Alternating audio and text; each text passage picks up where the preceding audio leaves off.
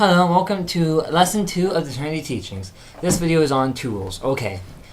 First off, there are many different tools. There are, let's see, certain tools in particular you're probably going to use more. First off, I'm going to just name some tools for you. 1 second, my list seems to have disappeared. Here we go. Okay, here is a list of some basic tools. There's probably going to be some I might not mention because they're either too not much used, or they're a rarity. I'm just going to go through these. There's the altar, which is basically a table or anything that you set all this stuff up on. Basically, your tools together makes the altar. The chalice is usually a cup or a goblet, as some people call it. Usually, traditionally silver, to represent water and the goddess. Athame or a sword. Now basically, an athame is a dagger, double-edged dagger, usually black-handled. But quick thing on the athame, it doesn't have to be a dagger. It's just what's traditional. I don't have a dagger, but I'll talk more about that in the actual athame video. Anyway. Your bowline, which is used to, sword also goes dagger. It's basically the bigger version of the athame. Usually used mainly in coven working now. A bowline. Bowline basically, it's a crescent-shaped knife that you use to cut herbs and stuff with. It's usually white-handled. However, you don't necessarily have to have one. If you do, it doesn't have to be curved-shaped because those things are pretty expensive. So you'll probably be better off just using a plain old knife. Like a little paring knife, possibly. Whatever that knife will work. If you don't cut things with your athame, you never cut anything physical with your athame, just to let you know. A cauldron. Basically, an actual, you know what a cauldron looks like. However, I don't have an actual cauldron. I use kind of a big glass bowl. It works. Mortar and pestle. If you don't know what that is, it's that bowl and thing you use to smash herbs and stuff in, to grind them up and mix them together. Censer, which is also known as an incense burner. It's used to represent air. I also forgot to mention, athame is also used to represent, in some cases fire, and in some cases air. No, not air. Mainly fire, I think it was. I forget, sorry. Things mixing up in my head. Anyway, idols, usually just those statues of gods, goddesses, stuff like that on your altar. Your wand, or rod, or staff. A wand represents air. Can also sometimes be fire. That's the thing. Athame can represent fire and air. It's merely a switch between the two. You can use both to cast a circle. A wand, there's many different ways to make a wand. They can look in many different ways. A staff, or also a rod, but is basically the bigger version used mainly in coven working. Pentacle, or pentagram/pentacle. A pentagram is just a pentagram, and a pentacle is in a circle. I'll do another video on it later. It represents earth. You have candles. They also represent fire. You have your different stones and crystals and stuff like that. Robes. Some people wear special robes. Your book of shells, also known as a grimoire. Your broom, and your bell. There's more tools than that, as I probably didn't mention. It's just because there's so many different tools, and some are just rare because they're used for certain things, like mirrors can be used for certain things. Everything's used for different things. Let's see, some quick hints on tools. Number one, you're said not to let other people touch your tools. Mainly because, don't touch other people's tools, actually, it's the protection. See, it's because energy can easily transfer. If you touch someone else's tools, and you don't know what they're doing with their tools, you don't know if they could be casting. Granted, you may know the people, and if they give you permission, I would say it's okay. But if you don't know, don't touch them because your energy could transfer. And if you don't know the person well enough that they could be, who knows what they could be doing? They get pissed off one day and curse something. Your energy is connected to their tools. Thus, the curse is part from you. Granted, the three-fold really won't come to you, but still, it's really bad. So, you really don't want to transfer your energy to other people like that. If the tools are shared, like in a coven, it's fine. Because a lot of covens some covens let people use their own tools, or one person has a set of tools that everybody uses.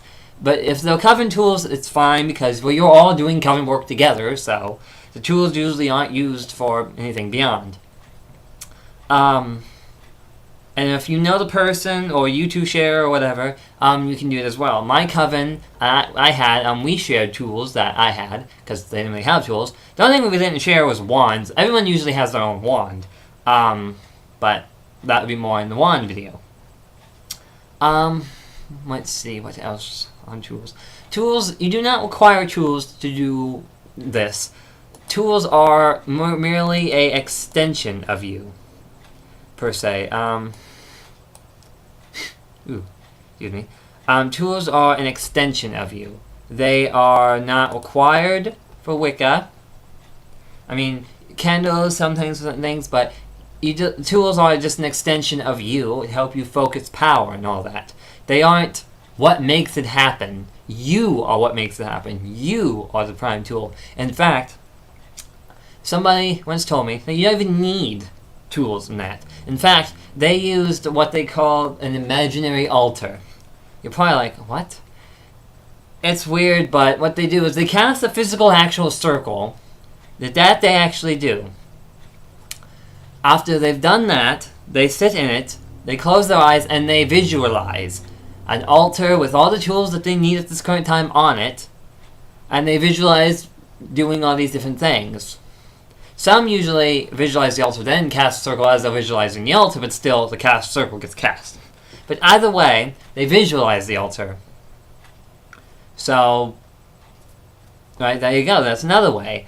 Because, let's face it, some of these tools, some people just can't get a hold of. Like, you can't really get a hold of a dagger. Bow lines cost money. Certain things are just difficult to come by. Granted, if you're like me, well, I've learned a good place to find tools, actually. You want some help on that one, and books and that? Some resale stores. Bigger cities, you'll find Wiccan books and stuff like that, in Goodwill, Salvation Army, and places like that. Otherwise, you'll just find stuff you can use as tools. Like, I found my chalice at Goodwill. I made my wand. I found some bowls I use at Goodwill. I found some candles at a local store. I found a pentagram at a local store here. That's I've just found a bunch of random things that I use. I found my bell at Goodwill. I found a lot of different things at Goodwills and Salvation Armies and places like that. So you never know what you will find. So it's actually good to keep an eye out. Goodwill, Salvation Armies, any little resale thrift stores. Sometimes you can find stuff like that. Books, however, that one's a rarity. Bigger cities is where you can find them. Bigger cities, New York, San Francisco, St. Louis, Chicago, places like that. Philadelphia, big cities like that, you might find them. Now, I'm not saying you have to be. I mean, there's some smaller cities, but they aren't as big as that, but are bigger, and there's a possibility of finding those books. It's a rarity. I'm just saying it's a rarity, but it's possible. Also, when it comes to books, you want a good way to find books? Libraries. See, bigger libraries, and actually even small libraries, like I'm in a little BFE town, and my library, it can in a loan, which just gets loans from other libraries. So I can have them look for Wiccan books for me. So far, I've found the Element Encyclopedia of 5,000 Spells and the Witch's Everyday Book of Rituals at my local library, and some local libraries near my area. And my library ordered them, and I got them. Not keeping them, of course. I have to return them eventually, but I can keep renewing them until I'm done with them, or you renew them until it's done, and what you do is you send them back, we request them, and they'll send them back to you. It only take like a day, but anyway. Well, it depends on how far away the library is, but yeah. The books are a great tool, I might add. But, let's see, where was I? But tools, I mean, they don't have to be fancy. I mean, if you're one, like, in the broom closet Wiccan, and a young one at that, like I've seen on YouTube, this girl, she's hiding her Wicca stuff in a suitcase under her bed, and the only place she sets up her altar is in the bathroom when her parents are gone, on the suitcase. Because, well, she has to hide it. She uses a steak knife or something as her, that she found, or something as her athame. I forget exactly what she was using, but she's a very, I'd say, resourceful girl. I had to hide it for a while, so I know how she feels. Granted, eventually, I didn't have to hide it that long. But yeah, you can find Wiccan tools in many different places, unexpected places. Believe me, I found, I had a chalice prior to the one I have now. It was glass, and it was given to me. I had it in a box. My stupid self. Right before this, I found my new one. I was going to just keep it for a second, you know what I mean? It was silver and all that. While I was in the closet one day, I accidentally broke the glass one. About a day or two after I found the new one, so kind of, yeah, you know what I'm meaning. Anyway, that's about all I have on tools for right now. Thank you for watching. I hope you enjoyed, and I hope you learned a lot. Until next time.